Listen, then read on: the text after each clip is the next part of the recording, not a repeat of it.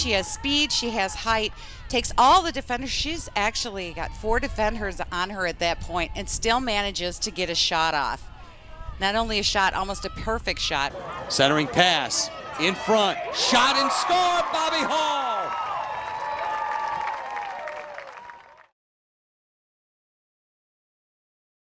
My high school career was a lot like many Division I athletes. I was a standout, I guess.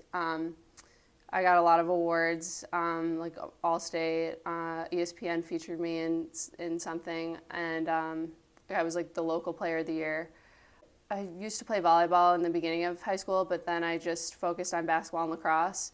And when I was a junior, I was playing in a basketball game, and I blew out my knee, so I tore my ACL, my meniscus, and my MCL in my left knee. And then I ended up needing I tore my meniscus again in the same knee when I was a senior, so I had to have another surgery to fix the meniscus when I was a senior as well. So I missed my entire junior season of lacrosse as well as a lot of my senior year. And actually I committed to UConn 10 days before my initial injury where I blew out my knee playing basketball. That was kind of something that motivated me when I was doing all the rehab and having all these injuries, was that I would get to play another 4 years, and I was really excited about that and thankful. Freshman year was a great experience in the end, but initially it was really tough coming back from the knee surgeries I had in high school.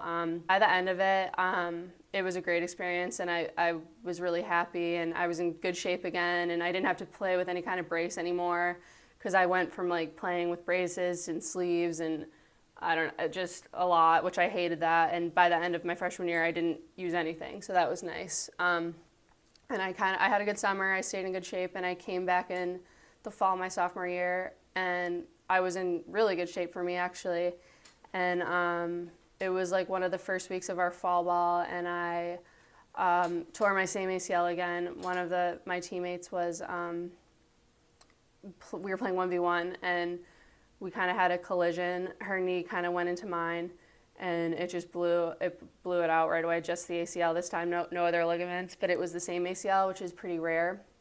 And then I knew right away that I tore it. A few weeks after I'd gotten the surgery, because I got the surgery pretty quick, I had a bunch of pain on the incision, and it kept me up all night. I was crying, and I knew something was wrong, and it started to kind of puff up and get red, and I knew from having the surgery before that it wasn't normal for that to happen. It was infected, the joint was infected, and because the fluid's supposed to be like a clear kind of like color, and it was this like really gross yellow color, so they knew that it was infected, so I had to have an emergency surgery that night. And I actually ended up having a reaction to the antibiotics, so I had to go back to the hospital.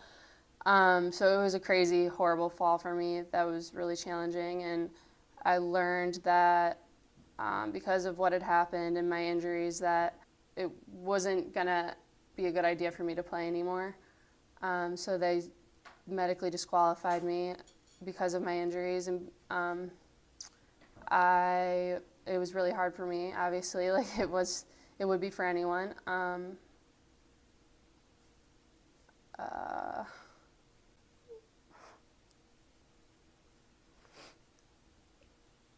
Okay. Do you want to ask me a question?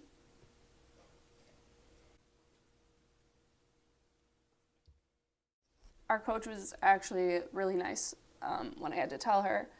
And she said that I could stay totally and be part of the team, but I obviously wasn't going to be able to play anymore. So I thought about transferring back home and looked into that. But my dad was a person that really told me to consider staying and being a part of it, because even though what happened to me, like I still could be a part of it in the ways that I was able to, I guess. Like I could still be a teammate and still do everything else, even though I would have to put the stick down. So it was a really, really hard choice for me. Like I think that I more so wanted to leave, but because of him, I stayed. And because of my teammates, I stayed.